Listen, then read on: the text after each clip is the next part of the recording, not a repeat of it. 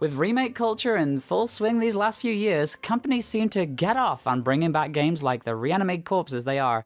And while not all remakes are created equal, one such game series that has benefited from them is Resident Evil. For those of you not in the know, Resident Evil is a survival horror game franchise that pits you against hordes of the undead and all manners of bioweapons. Whether you're trapped inside a spooky mansion, a spooky police station, or a spooky European village, the aim of the game is always one thing: survive and escape. You do so through what can only be described as puzzle box style gameplay. Much like a puzzle box, you'll be expected to solve certain elements in order to progress. This could be solving a block pushing puzzle to give you access to more of the map, or a literal puzzle box that contains a key inside of it. What can I say, sometimes it's pretty straightforward. And of course, you're expected to do all of this while managing your extremely limited resources.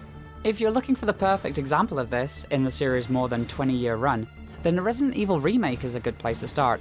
Originally released in 2002 for the Nintendo GameCube, the Resident Evil Remake was everything I could have wanted. It was an updated classic with additional content that became the ultimate version of the title. And after its release, many fans were hoping that Resident Evil 2 would receive the same treatment. However, instead, Capcom would choose to focus on a more action-orientated Resident Evil 4, a classic in its own right, of course, but a game that would set the series on a very different path. Gone were the days of horror, puzzles, and mansion exploration, in favor for Michael Bay-inspired action set pieces and boob physics. I always held out hope that Resident Evil would return to its survival horror roots, and it did in 2017 with Resident Evil 7. But first-person games scare me, so I never played that. So instead, I would imagine the perfect Resident Evil 2 remake now with both spruced-up graphics and Resident Evil 4-style gameplay. And at the E3 2018 Sony conference, it seemed all our prayers are answered with the announcement of Resident Evil 2, the remake. Wait a minute, I thought remake culture was an inherently easy way to cash in on nostalgia by delivering a low-effort port of the original product. Well, while this is true for many remakes, it's been seen time and again that Capcom puts a lot of time, effort, and love into their work. I mean, if you're not counting straight ports of old Resident Evil games on Switch, which cost more money individually than a bundle of the same games on PS4. Seriously, Capcom, you're so close to being cool again. Just, stop. With all that said, thankfully, Resident Evil 2 is a very different beast. Having been built entirely from the ground up in the same RE engine Capcom used for Resident Evil 7, you can tell that a lot of time and attention has gone into adapting this game. Every aspect of the original game has received an overhaul to bring it up to date with modern gameplay standards, making it much more suited to the brand new over-the-shoulder style gameplay. The game is also visually stunning, with an exceptional amount of attention and detail going into gore and viscera. Zombies now featuring accurate anatomy, with body parts that can be destroyed in all manner of ways. It's actually very reminiscent of the Dead Space series. Things are very juicy this time round. Now, if you are a newcomer to the series, no need to worry. Resident Evil 2 is a mostly self-contained story. You don't have to have played any of the other games in the series, which is great. And of course, like the original game, you start off with a choice of two unique characters: the motorcycle-riding badass Claire Redfield, who seems to be suffering from a slight case of the uncanny valley this time around, and everybody's favorite bishy baby boy police officer, Leon S. Kennedy, who's looking a lot more... Oh my, Leon.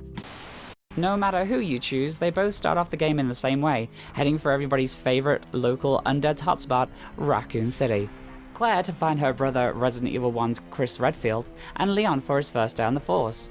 After stopping off for a cheeky bite to eat at the local gas station, they decide to team up and head for Raccoon City's police department. Although, honestly, why they didn't just turn around at this point is beyond me. I mean, you have a car and the road is right there, but, you know. The two soon get separated by a trucker who really wants their parking spot. And then it's time for you to take control as you run through a sea of undead straight to the police department, where the cleaning lady has clearly taken the week off. After a little exploring, you'll meet Elliot, who's now half the man he used to be, and decide to steal his diary. The locals aren't very happy about your new life of crime, of course, so you skedaddle and meet up with Marvin. Marvin is a zombie-crushing badass and the best character in Resident Evil 2, hands down. I'm not even kidding. What was once a one-note character in the first game is now a far more compelling character. Just listen to this comparison. There was this incident involving zombies in a mansion. You'll need this. I can't take him. Stop. And don't make my mistake. If you see one of those things, uniform or not, you do not hesitate. He'll explain that all hell has broken loose and you need to get the heck out of Dodge. So it's up to you to explore the police station, solve puzzles, read pamphlets, meet new people, engage in some weird forced sexual chemistry, and, most importantly, find a way to escape the nightmare you've gotten yourself into. Now, each of their campaigns are pretty much identical, besides from some unique story elements and gameplay sections, so don't go into this expecting two entirely different games. If you are confused where to start, I personally find that Claire's playthrough is actually a little easier, so if you're jumping into the game for the first time, you might want to start with her. One key difference you will notice is that each character gains access to different parts of the police station. Each of these areas are only accessible by different keys, so don't be surprised when there are sections of the map that you can't get to, while exploring the cold, dead hallways. But of course you won't be exploring alone. You'll be sharing the station with all manner of things that go bump in the night. Zombos, naked Spider-Men, flesh peppers, DMX, and more. All of whom have taken on a new, seemingly more dangerous guise this time around. You'll deal primarily with everybody's favorite Resident Evil staple, the zombie. What was once an easily dispatched, reanimated corpse is now a lot more menacing. That said, they're relatively easy to deal with, at least early on. Enough bullets will drop them down with no real issues. However, as you dive into more challenging situations further into the game, you'll not only have to deal with increased speed and randomized movements, but you'll be expected to tackle multiple zombos at once. Now, the damage it takes to down these suckers is randomized, so it can take anywhere from like 7 to 14 bullets to kill a singular zombie. That said, even if you do manage to drop one, there is no guarantee that they won't just get back up again a few moments later. In most situations, it's always best to aim for the head. This way you have the chance of causing a critical hit, blowing their skulls wide open and putting them down for good. It certainly makes navigating the halls of the station a lot easier. You might be tempted to kill every enemy roaming the halls, but that might not be the best idea, as tougher enemies will eventually come into play, and you might need the extra few bullets. But more on that later. One of those tougher enemies is the aptly named Lickers, and while their name sounds like a fun time, they are terrifying skin creatures with razor-sharp claws, can climb on any surface, and could kill you in just a few hits.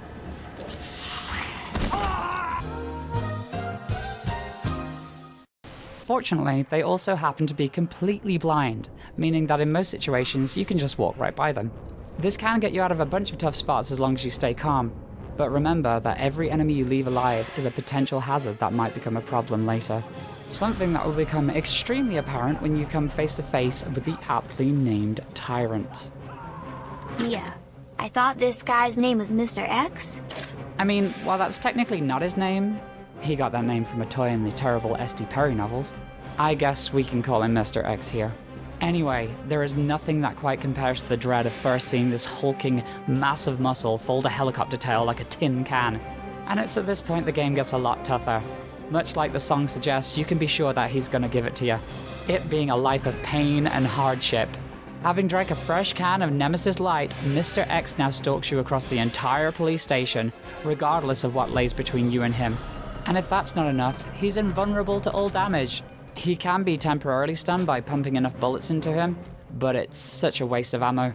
Just run for your life and hope the way forward is clear. As long as you keep moving, he can be easily outpaced, and you can avoid him entirely if he hasn't directly seen you. There are also a few select rooms he won't enter, so it's actually not as bad as it seems. Overall, if you want to make it through in one piece, then it's best to keep your cool and not panic. I realize how counterproductive that sounds, but if you decide to take the run and gun approach in this game, then you're going to have a bad time.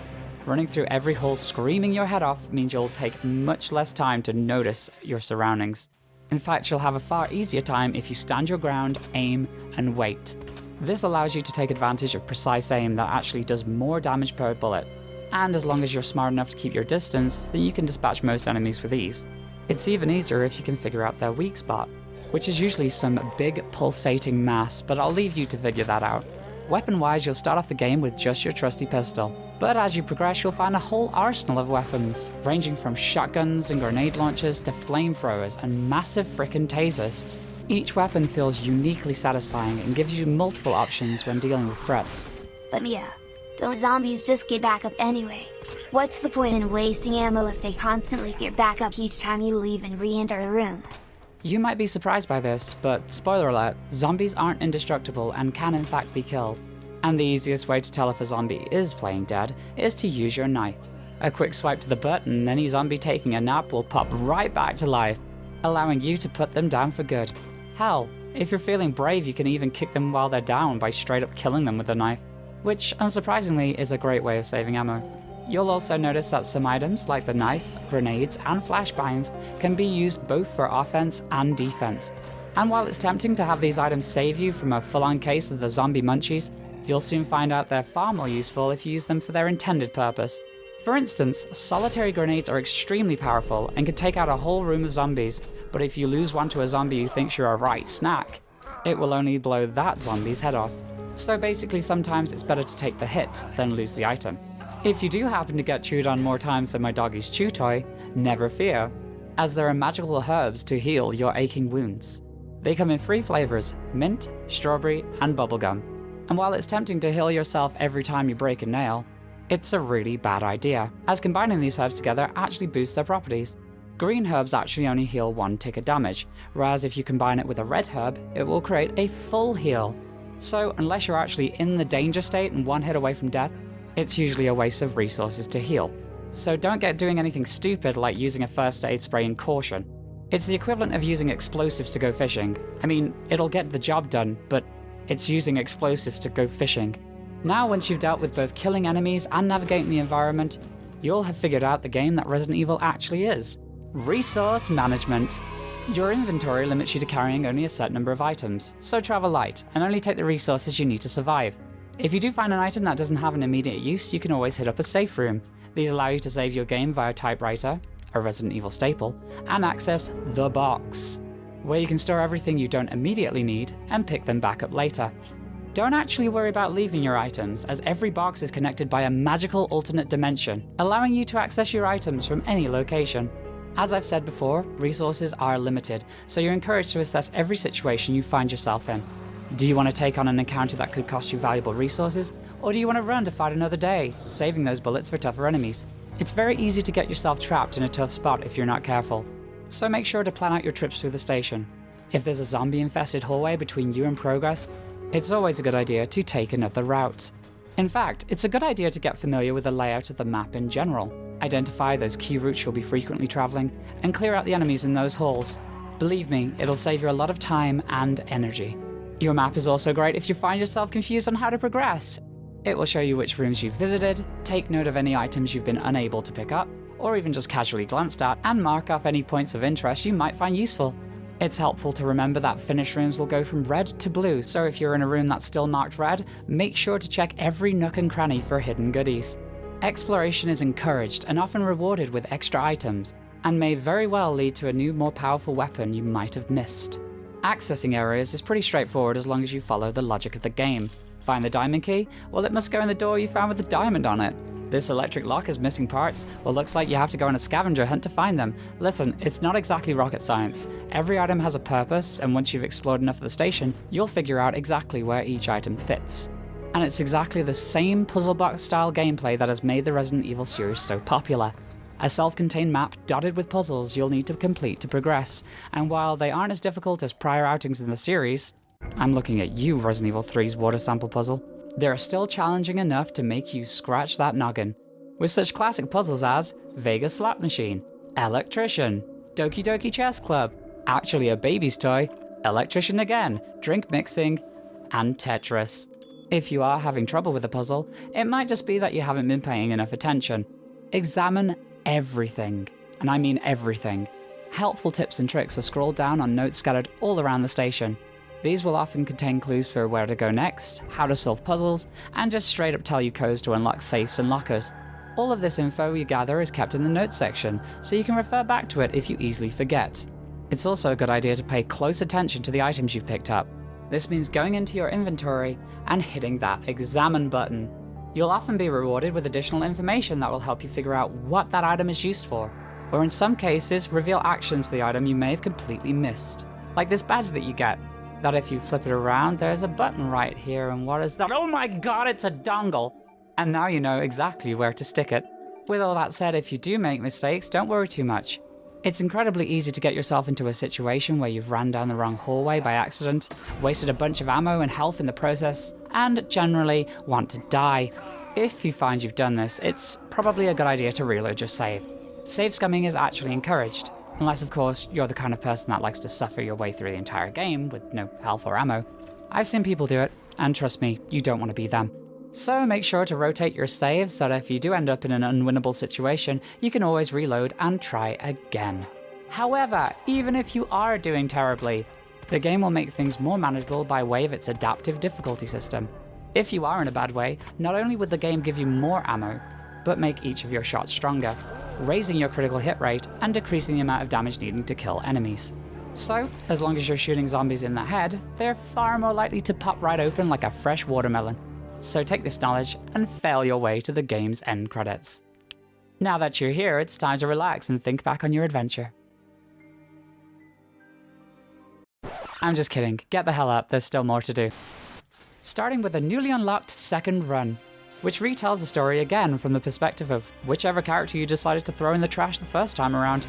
This run is noticeably more difficult, giving you less resources and remixes enemy locations, expecting you to be much more conservative this time around. After completing the second run, you can take on the Fourth Survivor, an arcade-style time attack mode that challenges you to escape out of the sewers all the way to the RPD as Umbrella's top USS operative, Hunk. With only a set amount of resources, this mode is extremely challenging and will have you using everything you've learned in the main campaign, while under the intense pressure of imminent death. On completion, you'll unlock the vegan-friendly mode Tofu Survivor. I won't spoil it here, but believe me, it's even more challenging. A cut above the rest, some might say. If these arcade modes aren't your style, then you can always go hunting for the game's collection of hidden weapons. Most are locked behind completing the game in under a set amount of hours, and a limited number of saves. You'll have to do this in both standard difficulty and hardcore mode, the latter of which cranks up the difficulty and brings back the ink ribbon save system seen in older titles. Collectibles also make a return this time round in the form of raccoon bobbleheads. Destroying these cute little critters is always a good idea, as if you find them all, they'll net you an indestructible golden knife. That said, with the good comes the bad, and this game isn't without its faults. Boss fights in Resident Evil haven't always been the series' strong suit, and that stays true here. Most boss fights boil down to running away from an enemy, shooting at its weak point, rinse, repeat ad nauseum, until the baddie falls down. A task that soon becomes pretty monotonous. The only boss fight that really breaks away from this convention involves a tiny arena and a crane mechanic that's never really presented or even alluded to before the fight, and may very well get you killed several times while you're trying to figure it out. For instance, it's incredibly easy to get stuck in this unavoidable grab animation if you don't know what you're doing. It's frustrating, to say the least. Then of course, there's this.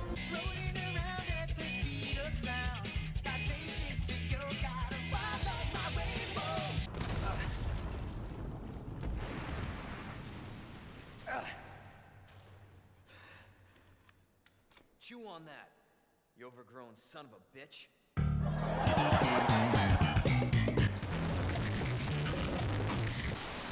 With all that said, the main complaint I do have is that each character's scenario doesn't actually differ that much.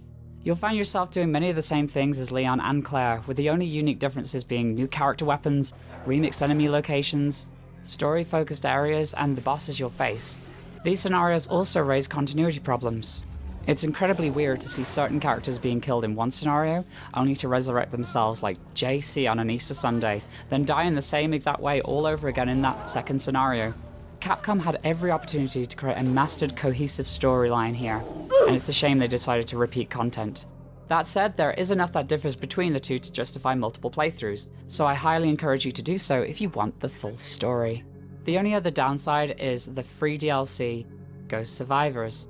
And yes, I'm complaining about free DLC. This mode sees you playing as a selection of characters who died in the main story, and this is where my problem begins. What I assumed would be additional story DLC turned out to be more arcade, timer attack, non-canon vignettes, much like the Fourth Survivor minigame. It's such a shame Capcom decided to go this route considering the DLC they released for Resident Evil 7. I would have loved to have seen additional story content. Imagine playing as Marvin, dealing with the events leading up to the beginning of Resident Evil 2, or maybe Ada's personal journey, much like RE4's Separate Ways campaign. It could have been amazing. Now this doesn't mean that we won't be getting something like this further down the line, but at the time of recording, Capcom hasn't announced anything. Fortunately, these aren't exactly major gripes and won't really affect your overall enjoyment of the game, and it's a testament to how much of a compelling classic survival horror that this game is. Resident Evil 2 is exactly what I wanted out of a modern take on the original. It remixes the elements of the past, updating them to create a highly polished experience that feels like a love letter to 80s action and horror movies, with homages to The Terminator, Aliens, The Thing, and The Shining amongst others. It's honestly my game of the year so far and well worth your time. So if you haven't already experienced it, grab a copy and delve into the world of survival horror. This video was brought to you in part by my Patreon.